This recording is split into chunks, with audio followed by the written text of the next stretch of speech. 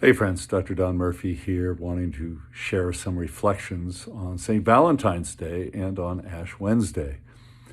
My wife and I went to a local parish where Father Fox gave the homily. It was wonderful. This is a wonderful soul, wonderful priest. He was the one who resided over the funeral service for a guy named Grant, who was our oldest son Dan's best friend. He was like a son to us. He committed suicide maybe 10, 12 years ago.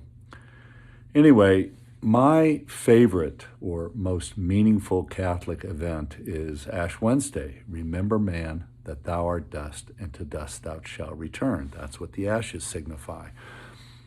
And I have found that over the course of my life, my many agnostic friends, meaning that they might not believe in the Christian God, but they believe in a higher power of some sort. And they have taught me more about God than most of my Christian, Buddhist, Jewish, Hindu friends.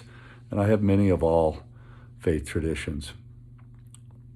Anyway, they too believe that we are dust. We will return to dust.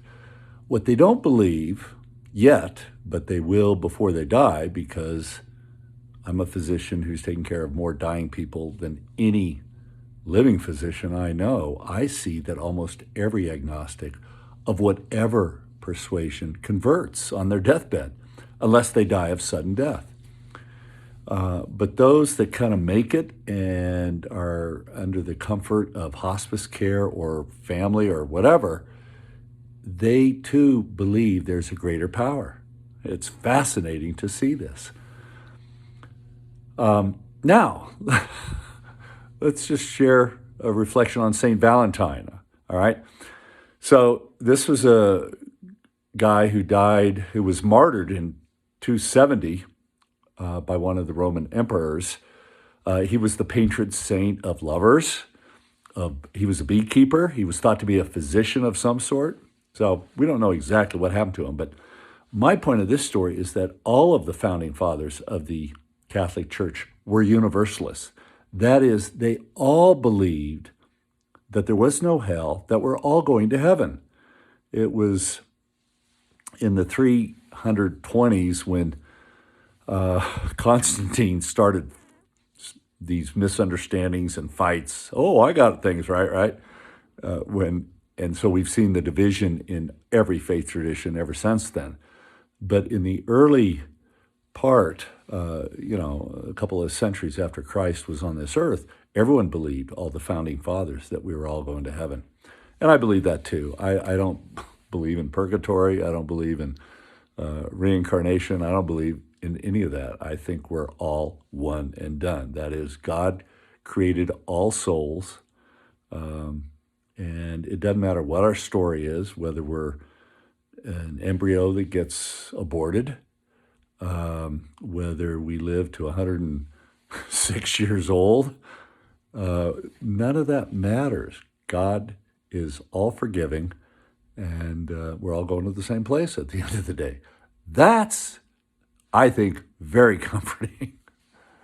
And I also share this on a day when I went down to the Denver District Court yesterday, and I filed a lawsuit against Phil Weiser, our Attorney General. He gaslit me out of medicine. They never apologized. They didn't believe my story. And we lost a lot of income. What I gain, or what I will gain when I win something in this battle, you've heard the term, the wheels of justice turn very slowly. Well, they're turning here in Colorado. We'll just give back to some other thing, whatever, it doesn't matter. But even this brilliant lawyer, Phil Weiser, who's running for governor, he didn't know what he was doing. And the true word of God, I believe, there are many true words of God, but the key one, I believe, is Christ on the cross. Father, forgive them, for they do not know what they're doing. And that applies to all of us real brainiacs. We're real smart in our areas of expertise, but we do not know how we hurt each other, heart and soul. We just don't. And so anyway, That's me on Ash Wednesday and St. Valentine's Day. Cheers.